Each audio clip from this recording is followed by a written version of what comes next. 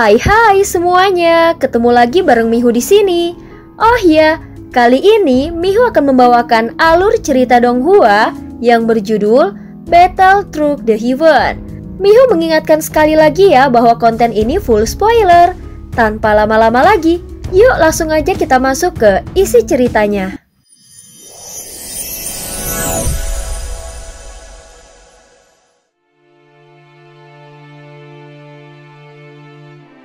Melanjutkan dari kisah sebelumnya. Pada saat ini Xiaoyan sama sekali tidak memperdulikan sosok-sosok yang ada di dalam tungku asal ini. Karena di matanya mereka bukanlah ancaman yang pantas untuk mendapatkan api tersebut. Xiaoyan sudah menyadari bahwa pusat dari tungku asal ini sepertinya bukanlah inti sejati dari api pemusnah. Sesuai dengan namanya, jantung api pemusnah tidak terkonsentrasi di satu titik saja, melainkan menyebar menjadi ribuan percikan api di seluruh area ini. Namun Xiaoyan tidak tahu pasti berapa banyak percikan yang harus dikumpulkannya agar semuanya dapat kembali bersatu menjadi satu jantung api yang utuh. Sebelum memasuki tungku asal ini, Xiaoyan sudah punya dugaan. Dan begitu tiba di tempat ini, dia pun langsung yakin bahwa dugaannya adalah benar. Jika memang pusat ini adalah tempat jantung api pemusnah, seharusnya gelombang energi yang dirasakan di sini tidak akan selemah sekarang. Ini jelas hanyalah pemandangan palsu untuk mengelabui orang-orang. Terlebih lagi api pemusnah telah ada di sini selama beberapa waktu. Jadi tidak mungkin tidak ada kultivator kuat yang mencoba masuk ke dalamnya. Tetapi kenyataannya api itu masih tetap ada, yang berarti inti sejatinya bukanlah di tungku asal ini. Ketika Xiaoyan menelan api yang dipenuhi dengan aura kehancuran ekstrim dari para kultivator lainnya, tubuhnya seakan tersapu oleh badai api, membuat pori-porinya terbuka dan mengeluarkan cahaya putih. Namun sebagian dari api yang ditelannya justru melarikan diri dari tubuhnya. Tindakan gila semacam ini jelas mengejutkan semua orang yang menyaksikannya. Tatapan mereka kepada Xiaoyan kini seolah sedang memandang orang gila sejati. Namun setelah terkejut sesaat, mereka tetap melanjutkan langkah menuju pusat di ruang tungku asal ini. Siapa orang ini? Kenapa bisa lebih gila dari klan Jingsu? Dia benar-benar seperti orang sinting, ucap Ji Xiaoyun sambil menggertakkan giginya. Dasar gila, memangnya benih api pemusnah bisa ditelan begitu saja? Ji Xiaoyun memandang dengan raut bingung lalu menggelengkan kepalanya. Dia yakin pada akhirnya Xiaoyan tidak akan mampu bertahan dan akan mati karena tubuhnya meledak. Dia pun terus bergerak menuju pusat. Hanya King Teng dan beberapa orang lainnya yang sorot matanya tampak mengecil. Mereka jelas melihat dengan mata kepala sendiri bahwa Xiaoyan sebelumnya sudah menelan api dari laut api pemusnah langit yang menyala dengan hebat. Kini dia muncul lagi di ruang tungku asal ini dan masih menelan api dengan gila. Itu benar-benar tidak masuk akal. Sulit dipercaya dan tidak seorang pun tahu apa sebenarnya yang ingin dilakukan Xiaoyan. Tubuh para anggota klan Yuansen memang sangat mengerikan. Bahkan mampu menelan badai api sehebat itu ke dalam tubuh mereka. Jika bukan karena tubuh khusus ini, bahkan tubuh terkuat pun tidak mungkin bisa bertahan dari kekuatan semacam ini. Orang ini bukan hanya seorang alkemis yang hebat, tetapi juga memiliki kekuatan tempur yang luar biasa.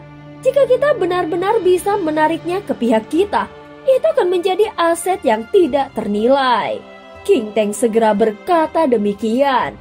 Namun dia tetap memberi perintah pada kelompoknya untuk terus bergerak menuju inti. Jarak mereka dengan Xiaoyan masih cukup jauh, jadi mereka tidak bisa mengganggunya. Dan Xiaoyan pun jelas tidak berniat untuk mengganggu mereka. Semakin dalam ke area inti, api pemusnah menjadi semakin kuat. Dan dengan hukuman kehancuran yang kian menakutkan, kini tubuh Xiaoyan telah menampung lebih dari 300 benih api pemusnah, membuat pemahamannya terhadap hukum kehancuran menjadi semakin mendalam. Tanpa menghiraukan yang lainnya, Xiaoyan pun terus menelan api tanpa henti. Apakah ini cukup untuk membentuk elemen ke-10 Tingkat kultivasi tubuh utama Xiaoyan mencapai tingkat ketiga keabadian para dewa dengan 9 elemen. Namun dia belum pernah mendengar adanya elemen ke-10. Dia pun tidak tahu apakah elemen ke-9 adalah batas akhirnya. Meski begitu dia tetap memusatkan untuk mencobanya. Saat kekuatan aturan-aturan yang dia kuasai sepenuhnya meresap ke dalam setiap serangan, maka setiap serangannya akan membawa hukum dingin yang menghancurkan. Kekuatan serangan yang mengandung hukum ini jelas sangat berbeda dan jauh lebih kuat. Tentu saja kekuatan destruktif dari badai api ini sangat luar biasa. Pada awalnya kecepatan Xiaoyan dalam menelannya tidaklah cepat. Karena tubuh fisiknya mulai terkoyak semakin parah dan kemampuan regenerasinya pun mulai tidak bisa mengimbangi kerusakan. Di saat kritis itu, Xiaoyan dengan tenang mengaktifkan kekuatan simbiosis di dalam tubuhnya. Di pusat matanya cahaya mulai menyala terang lalu kekuatan hidup dari sekeliling langsung tersedot ke arahnya. Yang mengajukan energi kehidupan yang terserap berasal dari tubuh orang-orang lain di sekitarnya. Prosesnya terjadi secara paksa dan mereka tidak bisa menghindar atau melindungi diri. Celaka, dia menyerap energi kehidupan kita. Qi Xiaoyan langsung menyadari ada yang tidak beres. Karena posisinya dekat, dia langsung merasakan energi kehidupan di dalam tubuhnya tersedot oleh Xiaoyan. Bajingan! Qi Xiaoyan langsung berteriak. Seketika sorot matanya dipenuhi kebencian dan niat membunuh. Tubuh Xiaoyan bersinar merah menyala dan kekuatan simbiosis meledak menjadi lautan api yang menyebar luas. Lalu menyelimuti seluruh area tungku asal api ini dan menyentuh tubuh semua orang yang ada di sana.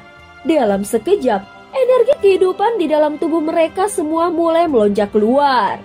Tekanan dari kekuatan simbiosis begitu mengerikan sehingga membuat jantung Qi Xiaoyan berdegup kencang. Padahal dari aura yang dirasakannya, kekuatan Xiaoyan hanya berada di tingkat ketiga dan jelas masih di bawahnya. Namun Qi Xiaoyan segera menyadari bahwa kekuatan fisik Xiaoyan sangat luar biasa. Dan mungkin inilah alasan utama kenapa dia merasa terancam.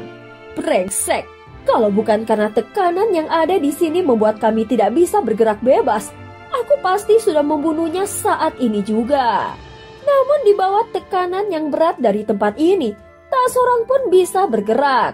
Mereka menyadari bahwa dalam kondisi seperti ini, bertarung hanya akan memperburuk keadaan. King Teng dan yang lainnya juga merasakan energi kehidupan mereka tersedot. Wajah King Wuya berubah pucat karena terkejut dan hanya King Teng yang tetap tenang. Sedikit energi kehidupan ini tidak terlalu berdampak. Tetapi ingat, jangan coba-coba cari masalah dengannya. Energi kehidupan yang mengalir masuk ke dalam tubuh Xiaoyan bukan hanya dari 1 atau 2 orang, namun semua orang yang ada di area ketakutan ini. Tanpa terkecuali, sedikit demi sedikit mereka menyumbangkan energi kehidupan padanya.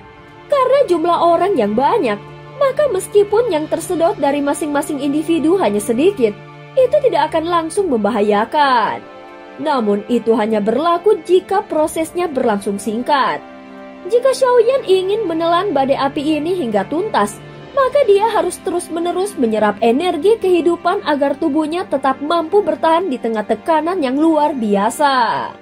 Pada saat yang sama, jumlah benih api pemusnah di dalam tubuhnya mulai meningkat dengan kecepatan yang sangat mengerikan. Hanya dalam waktu sebatang dupa, tubuhnya telah berhasil memadatkan 400 benih api pemusnah. Sehingga badai api terlihat mulai sedikit melemah. Namun tekanan yang menyelimuti tempat ini masih sangat kuat. Xiaoyan tidak peduli dengan itu semua dan dia terus membuka mulutnya menelan api satu demi satu tanpa henti. Masih terlalu lambat. Aku harus meningkatkan kecepatannya lagi. Seketika sebuah ide gila melintas di benaknya. Avatar jangkrik emas segera menyatu ke dalam tubuh utama. Kekuatan melahap dari avatar ini adalah yang paling kuat di antara semua tekniknya. Dalam sekejap, seolah seluruh badai api mulai berkumpul ke arah Xiaoyan. Dia pun tampak menjadi pusat badai dan semua energi mengalir masuk padanya. Saat berikutnya badai perlahan mulai menyusut. Langkah kaki para kultivator lain juga mulai cepat sehingga jarak ke pusat semakin dekat. Namun mereka mulai merasakan bahwa energi kehidupan yang tersedot dari tubuh mereka semakin banyak, membuat wajah mereka semakin pucat. Jika dibiarkan terus-menerus, maka ini akan berbahaya bagi hidup mereka. Sebaiknya kita bersatu dan menghentikannya sekarang juga. Kalau ini terus berlanjut, kita semua akan kehilangan kesempatan mendapatkan jantung api. Ji Xiaoyun berseru dengan panik, namun King Teng tetap tenang. Jingsu juga mengabaikan seruannya dan justru mempercepat langkah mereka menuju pusat. Tampaknya bagi mereka energi kehidupan yang hilang tidaklah sepenting siapa yang lebih dulu mencapai pusat. Menurut mereka, siapa yang tiba lebih dulu maka dialah yang kemungkinan akan mendapatkan jantung api pemusnah. Ji Xiaoyun yang tadi berseru hanya bisa menggerutu dengan marah. Tetapi tidak ada pilihan lain selain terus menuju pusat. Waktu berlalu, Xiaoyan telah berhasil mengumpulkan benih api pemusnah ke-500 di dalam tubuhnya. Benih api ini tampak efektif dan bergejolak seperti magma dari gunung berapi yang hendak meledak. Energi dari benih api pemusnah ini membentuk kekuatan sumber sejati, seperti tangan tak kasat mata yang menahan tekanan kuat dari luar. Tentu saja yang paling penting adalah kekuatan jiwa ilusi. Itulah yang membuat kekuatan ini bisa tetap stabil berada di dalam tubuh Xiaoyan. Dan cerita pun berakhir. Terima kasih udah dengerin Mihu dari awal sampai akhir ya. Selamat malam semuanya. Sampai jumpa.